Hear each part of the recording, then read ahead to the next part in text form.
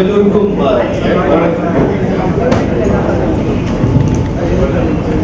ஆங்கிலத்திலையும் இந்தியிலையும் ஆங்கிலத்திலையும் இந்தியிலையும் daily உரையாடி வடநாட்டில் வாழ்ந்து கொண்டிருக்கிறேன். தமிழ்நாட்டுக்கு கொண்டு வந்திருக்கும்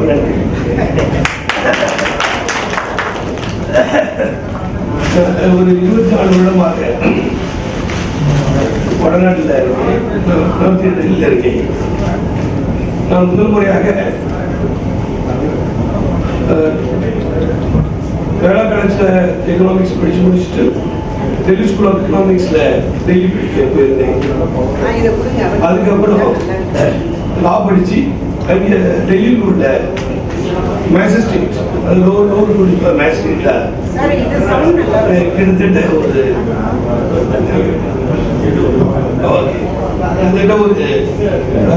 30-40 இயர்ஸ் வேலை செஞ்சாங்க.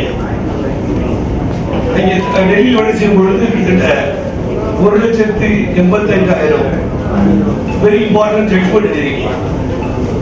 அதில் பார்த்தீங்கன்னா குழந்தைகள் சம்பந்தப்பட்ட உமன் சம்பந்தப்பட்ட வாழ்க்கையில் மறக்க முடியாத கோர்ட் குழந்தைகளுடைய child welfare committee junior justice board, அதில் மேஜிஸ்ட்ரேட்டாக 11 வருடமாக இருந்தேன்.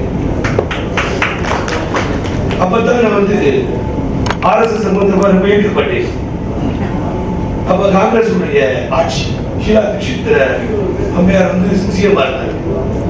அதுக்கப்புறம் ரிலிஜியஸ் சென்டர் போய் பாருங்க, எங்கெங்க நமக்கு வந்து டெம்பிள்ஸ் பிரச்சனையோ அந்தந்த இஷ்யூஸ் ரொம்ப சீரியஸா எடுத்து லீகல் சம்பந்தமா பேசுவாங்க. தமிழ்நாட்டில் கிட்டத்தட்ட ஒரு 11 டெம்பிள்ஸ் பிரச்சனை தீவிரமா இருக்கும் பொழுது நேரடியாக சட்ட ஆலோசனை கொடுத்து இந்த டெம்பிள்ஸை மீட்டோம், உடைக்க விடாம தடுத்தோம். நீதிகள் கோர்ட் மூலமாக ஸ்டாப் பண்ணுவாரு. அப்படித்தான் வந்து நான் தமிழ்நாட்டில் கால் எடுத்து வைத்தேன்.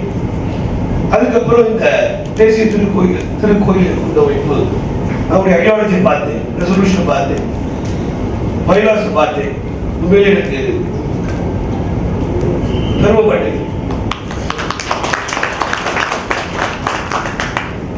2014 இருந்து கவர்மெண்ட்ல முக்கியமான சட்ட சம்பந்தப்பட்ட முக்கியமான பதவியில் இருந்திருக்கேன். இன்னைக்கு தமிழ்நாட்டில் எந்த இடத்துல இன்கம் டேக்ஸ் ரைடு நடக்குதோ, இடி ரைடு நடக்குதோ, இன்கம் டேக்ஸ் ரைடு நடக்குதோ, அது என்னுடைய தமிழ் நடந்தது. அது காரணம் வந்து ஒரு சட்ட ஆலோசனை தேவை இந்திய அரசு. நான் பல கோர்ட்டில் இருந்திருக்கிறேன், ஜுடிஷியல் மெம்பராக இருந்திருக்கிறேன். அதுக்காக சென்ட்ரல் கவர்மெண்ட் நடந்தது. இப்ப சமூகத்தில் சுப்ரீம் கோர்ட் வந்து ஒரு மிகப்பெரிய லேண்ட்மார்க் ஜட்ஜ்மெண்ட் கொடுத்தது. அதுல வந்து ஒவ்வொரு ஸ்டேட்லயும் முக்கியமான ரிட்டையர்டு நீதியரசர்களோ இல்ல சீனியர் வழக்கறிஞர்களோ சிட்டிங் ஜட்ஜஸ் தலைமையில் ஒரு ஸ்வச் பாரத் கமிட்டின்னு போடுறாங்க. அந்த ஸ்வச் பாரத் கமிட்டியில என்னை வந்து ஒரு இம்பார்ட்டன்ட் மெம்பரா அதுல பாண்டிச்சேரியிலேயே என்னை போட்டு பெருமையா இருக்குது. பாண்டிச்சேரிக்கு நாளைக்கு பாண்டிச்சேரிக்கு வருவேன்.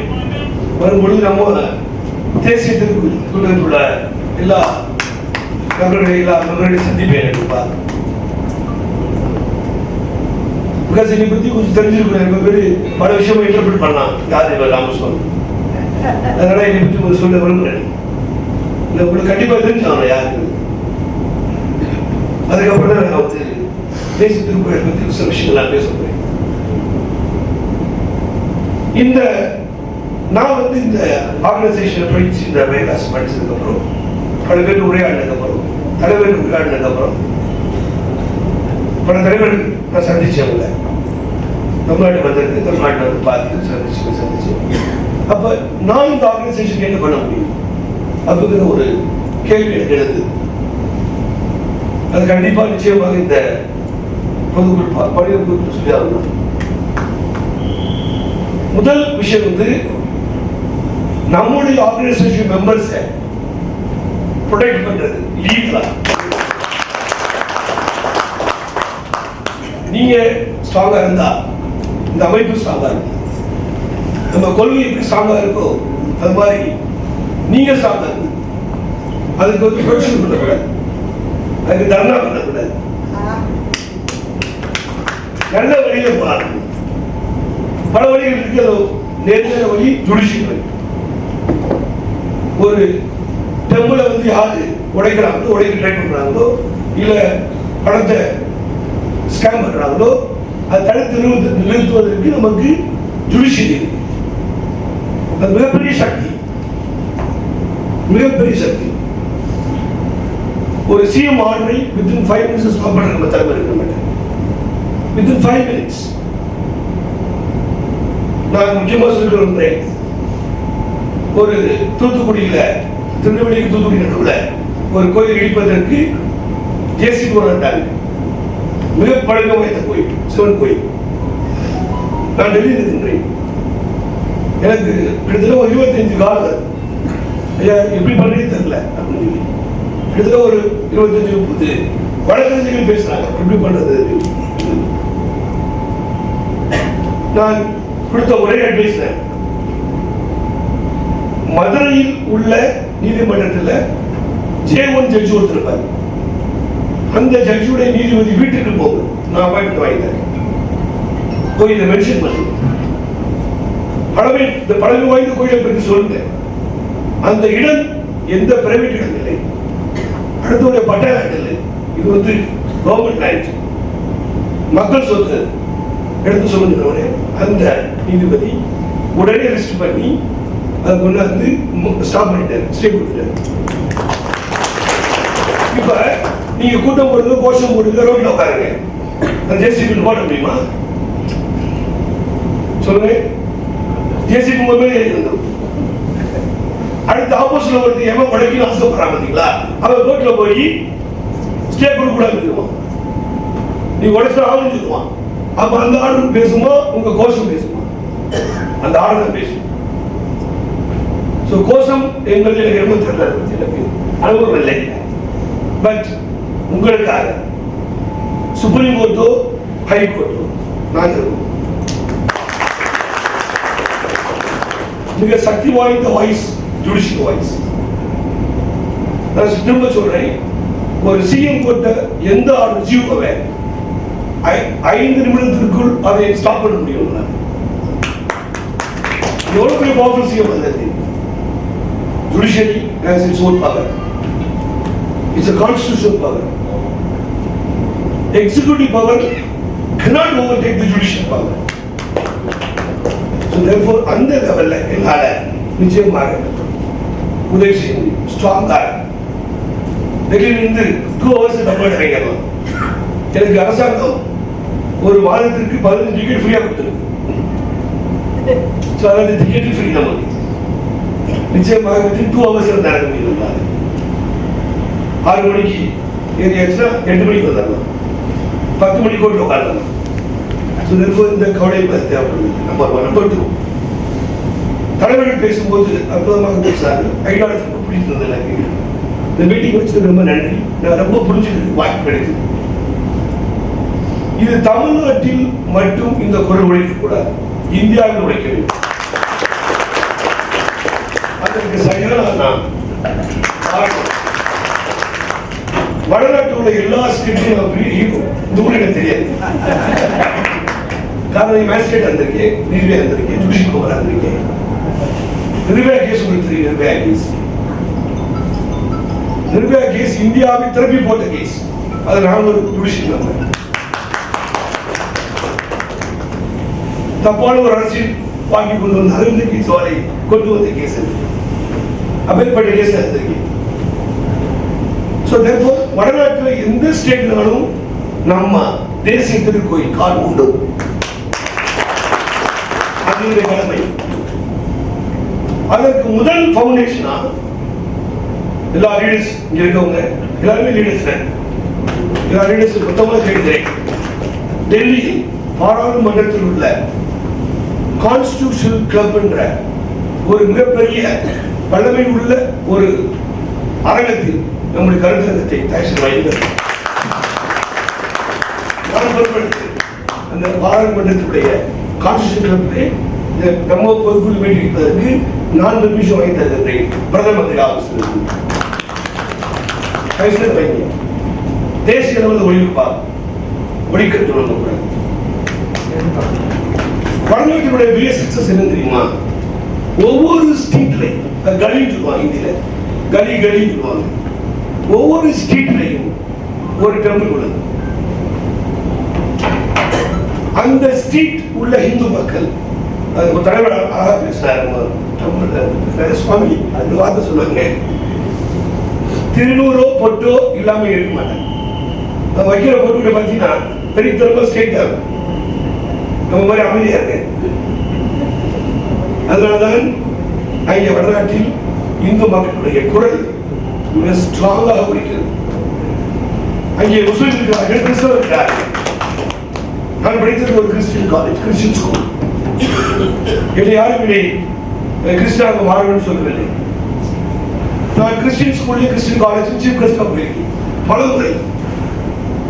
இதே வேளாண் காலேஜில் நானும் சுப்பிரமணிய சுவாமியும் சீஃப் கெஸ்டாக போகும்பொழுது சுப்பிரமணிய சுவாமியுடைய காலை மறித்தார்கள். என்னுடைய காலை மறிக்கவில்லை. நான் ஒரு அலுமினி மெம்பர், அங்கே படித்தவன், அங்கே கோல்டு மெடல் வாங்கியவன். என்னுடைய ஸ்கில் எடுத்து பேசினேன். என்னுடைய ஆதரவு என்ன கேட்டா, இந்த ஆர்கனைசேஷனுக்கு நம்ம அகில இந்தியாவை இதை வந்து கால் விட்டணும், குரலை எழுப்பணும், கருத்தரங்கமாக்கணும். அதுக்கு முயற்சி நான் முழுக்க பாடுபடுவேன். அந்த லீடர்ஸோடு சேர்ந்து ஆலோசனை கண்டிப்பா பண்ணுவேன். செகண்ட் இம்பார்ட்டன்ஸ் கேட்டா, நம்ம தேசிய திருக்கோயில் உள்ள ஒவ்வொரு மெம்பர்ஸும் ஏதாவது நீ கஷ்டப்பட்டீங்கன்னா, கவர்மெண்ட் ஸ்கீம்ல ஏதாவது கஷ்டப்பட்டீங்கன்னா, நேஷனல் ஸ்டேட் நேஷனல் ஃபார்மர்ஸ் எவ்வளோ இன்வெஸ்ட் பண்றது, ஏதோ ஸ்கீம் இருக்கு, குழந்தைய அட்மிஷன் வாங்கணும். தயவு செய்து நம்ம லீடர்ஸை கான்டெக்ட் பண்ணுங்க, என்னை கான்டெக்ட் பண்ணுவாங்க. காரணம் இந்த நேஷனல் கவர்மெண்ட்ல சென்ட்ரல் கவர்மெண்ட்ல மிகப்பெரிய ஒரு லீகல் ஃபோர்ஸ் நம்ம இருக்கும். நிச்சயமா நம்ம மக்களுக்கு ஹெல்ப் பண்ண முடியும். அது எந்த பிரச்சனை நினைச்சு காரணம் குழந்தைங்க அவங்களா படிக்கணும். இன்னொரு விஷயம் கேட்டா, இங்க உள்ள ஒவ்வொரு மெம்பர்ஸுமே ஒரு ரோல் மாடலா இருக்கணும். வெளியில போகணும், வீட்டுக்குள்ள வேலை, உள்ள வீட்டை விட்டு வெளியிடும் பொழுது நம்ம வந்து ஒரு நேர்மையா இருக்கணும், ஆனஸ்டா இருக்கணும், ஒழுக்கமா இருக்கணும். நம்மளை பார்த்து அடுத்தவங்க யோசிக்கணும். நீங்க கழுத்த போட்டு கைட்டா ஒரு அட்ரஸ் இருக்கு, ஒரு நம்பர் இருக்கு, ஒரு ஐடியாலஜி இருக்கு, ஒரு கொள்கை. அது தப்பா பேசி செய்யக்கூடாது. என்னுடைய ரிக்வெஸ்ட் கேட்டா, இந்த தேசிய திருக்கோயில் கூட்ட ஒவ்வொருவரும் ரொம்ப ஒழுக்கமா இருக்கும். நான் வருந்தி சொல்கிறேன், இங்க உட்கார்ந்துட்டே சைக்கிள பேசிக்கிறாங்க போன்ல. இதெல்லாம் நம்ம தப்பானது. ஒரு அமைப்புக்கு வந்திருக்கீங்க, ஒரு குழுக்கு வந்திருக்கீங்க, ஒரு குறிக்கோள வந்திருக்கீங்க, அதை மட்டும் பார்க்கணும். எந்த வேலைக்கு போயிருக்கோமோ அந்த வேலையை முதல்ல பார்க்கணும். அதுக்கப்புறம் அந்த வேலையை பார்க்கணும். நான் வந்து ஒரு பிசினஸ் மேன், கவர்மெண்ட் அட்வைஸ் பண்றேன். என் போன் இருக்காரு இந்த வேலைக்கு வந்த நான் அந்த வேலையை மட்டும் தான் பண்ண வேண்டும். வேலை போன அப்புறம் பேசிக்கலாம். எல்லாரும் டிசிப்ளின் பார்க்கறாங்க. நம்ம டிசிப்ளின் இம்பார்ட்டன்ட். நான் இந்த கூட்டமைப்பு வருவதற்காக கவர்மெண்ட் எவ்வளவு செலவு பண்ணியிருக்கு. ஒரு பிசினஸ் கிளாஸ் டிக்கெட், ஒரு கார், போலீஸ், இதெல்லாம் தேவையா? கவர்மெண்ட் எவ்வளவு செலவு பண்ணுது? மூலிக்கார நான் டிசிப்ளின் காட்டினா இந்த கவர்மெண்ட் எப்படி காப்பாற்ற போறீங்க? நம்ம கூட்டமைப்பு நம்ம டிசிப்ளின் ஒரு 1 hour 2 hours ஃபோன் அடிச்சு ஒன்றும் போறதில்லை. அதனால ஒன்றும் பாதிக்கப்பட போறதில்லை. பாதிக்கப்பட வீட்டில் குடும்பத்திற்காக பார்த்துக்கணும். இதனுடைய தாழ்மையான வேண்டுகோள். அப்போ நம்ம குடும்பத்தை நம்ம இந்த தேசிய திருக்கோயில் கூட்டத்தில் உள்ளவங்க எல்லாருமே குடும்பத்தோட பார்ட்டிசிபேட் பண்ணலாம். பிள்ளைங்க வரணும், நம்ம ஒய்ஃப் வரணும், நம்ம ஹஸ்பண்ட் வரணும், நம்ம பசங்க வரணும். கூட்டமைப்பு பொறுப்பு நினைக்கிறேன். பொறுப்பு ஃபியூச்சர்ல என்னுடைய டெலிகிராமா கொடுத்துருக்காரு. ஆமா. ஸோ உங்களுடைய ஐடியாஸ். அப்புறம் உங்களை நம்ம தேசிய திருக்கோயிலுக்கு இருக்கக்கூடிய யாராவது சட்டம் படித்திருந்தா அவங்களுக்கு பல விஷயங்கள் இருக்கு, இந்த ஆப்பர்ச்சுனிட்டிஸ் இருக்கு. கவர்மெண்ட் அதை ஏற்பாடு பண்ணிட்டார். பேனல் லைப்ரரி ஆகலாம், பேனல் கவுன்சில் ஆகலாம். நம்ம அமைப்பில் உள்ள குழந்தைகள், நம்ம அமைப்பில் உள்ள பெற்றோருடைய அந்த குழந்தைகள் நல்லா இருக்கும். அப்ப இவங்க நல்லா இருப்பாங்க. அப்ப இவங்க இந்த அமைப்புக்காக வேலை செய்வாங்க.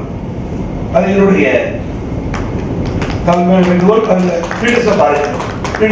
கண்டிப்பா நிச்சயமா செய்கிறேன். அப்புறம் சுவாமி ஒரு அருமையான பேசுவது, அது என்னுடைய ஐடியாலஜி. எனக்கு பயங்கரமா செய்யல. சின்ன வயசுல இருந்து பண்ணிட்டு இருக்கேன்.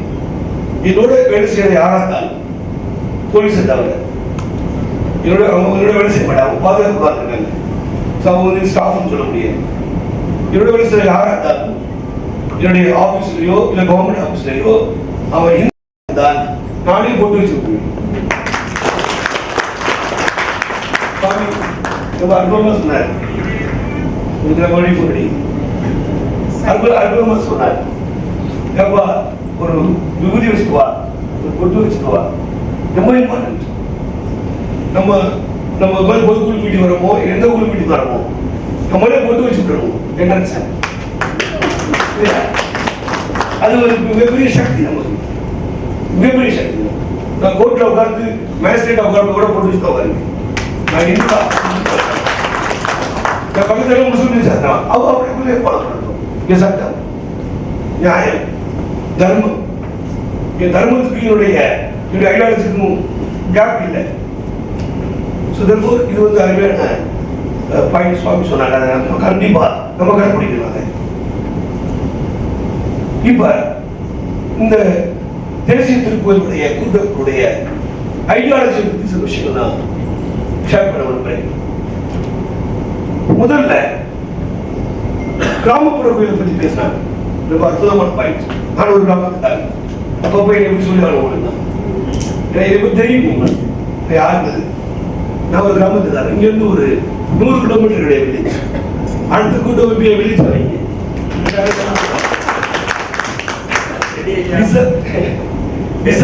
ஒரு கிராமம். நம்ம 200 பேர் இருப்பாங்க. பாண்டிச்சேரியில கூட்ட வைக்கும் பொழுது என்னோட இன்னொரு வந்திருக்காங்க. அங்க ஒரு 300-400 பேர் தரலாம். எல்லா சாப்பாடு வழி பண்ணிட்டாங்க. அது மாதிரி சவுத்துல இங்க தைக்கிறதா, நார்த்துல அந்த பக்கம் தைக்கிறோம். நார்த்து தமிழ்நாடு அது கிராம சம்பந்தப்பட்ட. நீங்க வீட்டுக்கு வரும்பொழுது பார்க்கலாம், இந்த கிராமத்துல என் வீட்டு வாசலிலேயே மிகப்பெரிய பழமை வாய்ந்த பிள்ளையார் கோயில். அதாவது நான் பிறக்கிறதுக்கு, எங்க அப்பா பிறக்கிறதுக்கு, எங்க தாத்தா பிறகு முடிந்த கோயில். அந்த கோயில் இன்னும் நான் குறிப்பிட்டு கடவுள் மீது தூக்கிட்டு என் வீட்டு வாசலே இந்த கோயில். ஸோ அதனால கிராமத்து கோயில் ரொம்ப அருமையாக சொன்னாங்க. அதுல ஆர்கனைசேஷன் வந்து ரொம்ப சின்சியரா பாடுபடுது, ரொம்ப சின்சியரா பாடுபடுது. அதுக்கு போராட்டம் தேவையில்லை. அதுக்கு தேவை இந்த மாதிரி ஒரு சிவமங்கலமான தீபம். இது போது 4 பேர் பார்ப்பாங்க, 4 ஹிந்து பார்ப்பாங்க. நம்மளும் கொஞ்சம் நம்ம அமைப்புகள் வந்து அதை தீவிரப்படுத்தலாம். அப்புறம் நம்முடைய ஆர்கனைசேஷனுடைய ரெசல்யூஷன்ல 6 பாயிண்ட் தலைவர் வந்து உங்களுக்கு பிடிஎஃப்ல போடுவாரு. அது 6வது பாயிண்ட் பாத்தீங்கன்னா அருமையான பாயிண்ட். எனக்கு அது ரொம்ப பாதிக்கப்பட்ட பாயிண்ட். அது வந்து எந்த மதத்தையும் இழிவுபடுத்தவோ அது இல்லை. அது ஒரு அட்ராக்ஷன் பாயிண்ட். நம்ம வந்து அமைப்பு வந்து ஒரு செக்குலர் அமைப்பு, இன்னொரு மதத்தை புண்படுத்துற அமைப்பு இல்லை. அப்படி இருக்கக்கூடாது. அப்பதான் வந்து நான் எல்லாரும் மாற்றிக்கலாம். இந்த 6வது பாயிண்ட் ஒரு அருமையான பாயிண்ட் சொல்லியிருக்காங்க. சண்டே ஆனா கிறிஸ்டின் சர்ச்சுக்கு போறாங்க. அப்புறம் முஸ்லிம்ஸ் எவ்ரிடே ஃப்ரைடே பண்றாங்க. நம்ம எப்பாவோட கோயிலுக்கு போறோம், துன்பம் வரும்போது கோயிலுக்கு போவோம், வீட்டில் சண்டை பிரச்சனை கோயிலுக்கு போவோம், அடுத்த பிரச்சனை கோயிலுக்கு போவோம். இது வந்து நம்ம ஃபேமிலியில இது திணிக்கணும். எனக்கு ஒரு ஸ்மால் டாக்டர் இருக்காங்க, சின்ன டாக்டர் இருக்காங்க. அந்த டாக்டர் எப்படி சொல்றீங்கன்னா, அந்த ஆன்மீகத்தில் மிகப்பெரிய பகவத்கீதா பத்தி ஒரு தனி கிளாஸுக்கு போயிருக்காங்க. இப்போ வந்து ரிலீஜியஸை பத்தி மியூசிக் சம்பந்தப்பட்ட விஷயத்துல கிளாஸ் கற்றுருக்காங்க. ஆன்மீகத்தை ரொம்ப தெளிவாக இருக்காங்க அவங்க. அதுக்கான கிளாஸ் போறாங்க, அதுக்கான ஈவினிங் காலேஜ் முடிச்சுட்டு போறாங்க, எல்லாம் படிச்சுட்டு இருக்காங்க. ஸோ இது வந்து ஒரு அருமையான பாயிண்ட். நம்ம ஆர்கனைசேஷன் வந்து அதை ரொம்ப ஸ்ட்ராங்காக கொண்டு போகும். எனக்கு ஒரு மிகப்பெரிய ஆசை, ஃபியூச்சர் அவங்க டிஸ்கஸ் பண்ணுவேன். நான் இருக்கின்ற ஒரு இடம் வந்து ஈசிஆர் ரோட்ல, அது வந்து ஒரு கன்வர்ஷன் ஏரியா. அங்கே ஒரு மிகப்பெரிய கோயிலை கட்டி டெய்லி சாப்பாடு போடணும் ஆசை. வந்து அதுக்கப்புறம் நம்ம அது மாதிரி நம்ம வந்து வங்கியை பற்றியோ பேசக்கூடாது.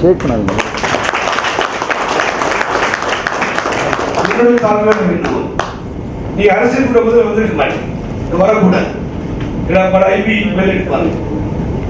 நீங்க வர எல்லாருமே தெரியும், எஸ்பி தெரியும், டிஎஸ்பி தெரியும், எல்லாருமே தெரியும். அவங்க வந்து மக்கள் எங்கேயாவது வாட்ச் பண்ணிட்டு இருப்பாங்க. சார் டெல்லியில் அரசியல் கொடுத்து போறாரா, ஸ்டாலின். ஸோ இது வந்து அது மாதிரி கூட்டம் இல்லை, நம்ம பயப்படக்கூடிய அவசியம் இல்லை. ஸோ இந்த அருமையான பாயிண்ட், நம்ம வந்து எப்போதுமே ஜாதியை பற்றியோ இல்லை அடுத்த மதத்தை பற்றியோ தப்பாக பேசக்கூடாது. அது ரொம்ப அருமையான கொள்கை, இது ரொம்ப முக்கியமான கொள்கை. அப்புறம் ஸ்வச் பாரத், ஸ்வச் பாரத்தை பற்றி நம்ம பேசுகிறாங்க. பாயிண்ட் நம்பர் 24, ஸ்வச் பாரத், சுகாதாரம் ரொம்ப ரொம்ப முக்கியம். டெம்பிள்ஸ்ல வந்து மெயின்டெனன்ஸ் சரியில்லை, நம்ம அதெல்லாம் எடுத்து கொண்டு போகணும். அது சம்பந்தமா உங்களுக்கு ஏதாவது ஆஃபீஸர்ஸ் வேணும், ஆஃபீஸர்கிட்ட பேசணும், சீஃப் செக்ரட்டரி பேசணும், அப்புறம் லீடர்ஸ்கிட்ட பேசுவாங்க, கண்டிப்பாக பேசுவேன். என்னுடைய பிஎஸ்சியுடைய அவங்க பேசி கனெக்ட் பண்ணி ஒரு அப்பாயின்மெண்ட் கொடுப்பாங்க. நல்ல இடத்தோட நம்ம போய் சொல்லலாம், இந்த மாதிரி தப்பு நடக்குது, கரெக்டாக கனெக்ட் பண்ணிக்கிறது அப்படின்னு கேட்காத நமக்கு ஜுடிஷியரி ஒன்றும் பிரச்சனை இல்லை. அது ரொம்ப அற்புதமான அருமையான பாயிண்ட். அப்புறம் பிரிவை பற்றி அம்மையார் பேசினாங்க. பிரிவு அவங்க தமிழ்ல புலமை வந்தவர்கள். பட் இந்த பீங் ரொம்ப இம்பார்ட்டன்ட், பீங் ரொம்ப இம்பார்ட்டன்ட். யூத் விங் கண்டிப்பா இருக்கும், உமன் விங் கண்டிப்பா இருக்கும், அட்வொகேட்ஸ் விங் கண்டிப்பா இருக்கும். ஏன்னா நம்முடைய ஐடியாலஜிக்கு ஏற்ற மாதிரி நம்பர்ஸ் ஈக்குவலாக கொடுக்கும். Number very important. ஒரு இந்திய அரசியல் சக்சஸ் காரணமே இந்த ஓட் பேங்க். அது மாதிரி எந்த ஆர்கனைசேஷனுடைய சக்சஸ் காரணமே மெம்பர்ஸ், நம்பர்ஸ். அது ரொம்ப முக்கியம். நாளைக்கு உங்களுக்கு கிட்டத்தட்ட ஒரு 1000 மெம்பர்ஸ் இருக்காங்க. நாளே தரும் நீங்க ஆரம்பிக்கிறது நார்த் இந்தியா ஒரு மீட்டிங் பண்ண போறீங்க கான்ஸ்டிடியூஷனல் பார்லிமெண்ட்ல. அங்க உள்ள மெம்பர்ஸ் வர வைக்கிறது, அவ்வளவு மெம்பர்ஸ் ஆகும். அப்பதான் நம்முடைய ஆர்கனைசேஷன் ஐடியாலஜி இந்தியாவுக்குள்ள தெரிய வரும். இது நல்ல கொள்கை, நல்ல அருமையான பண்பான கொள்கை, நல்ல விஷயம், நாட்டுக்கு தேவை. காரணம் டெம்பிள்ங்கிறது ஒரு ஸ்ட்ரக்சர் இல்லை, டெம்பிள்ங்கிறது ஒரு soul. Temple is not building. Temple is my emotion, my feelings, my culture, my father, my mother. Temple is not just a building. It's not a building. It's emotion. நான் ஒரு சில பேர் இருந்து பார்ப்பேன், புல்டோசர் வச்சு உடைக்கிறாங்க, எல்லாம் அழுகுறாங்க, கத்துறாங்க. ஐயோ நம்ம எல்லாம் போயிட்டு யோசிக்கிறாங்க. அது நடக்கிறது பெரிய விஷயம் இல்லை. பட் இந்த ஆர்கனைசேஷன் அதை செயல்படுத்தலாம். பல இமோஷனல் கண்ணீரை தொடக்கலாம். இது வந்து ஒரு மிகப்பெரிய சக்தி வாய்ந்த அமைப்பா இந்தியாவில் மிகப்பெரிய அமைப்பா ரொம்ப வாய்ப்பு இருக்கு.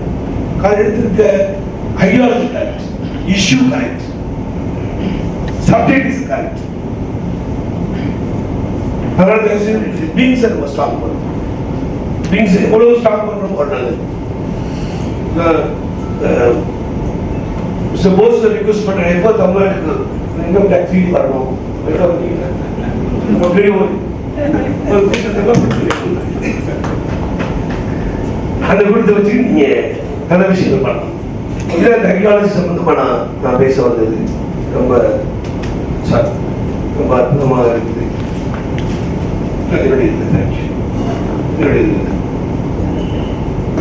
அப்புறம் கடைசியா ஒரு சில பாய்ச்சிருக்கேன். அப்புறம் நல்ல விஷயம் வச்சிருக்காங்க அவங்க, எக்ஸ்சேஞ்ச் ஆஃப் ஐடியாஸ், கலந்துரையாடல்.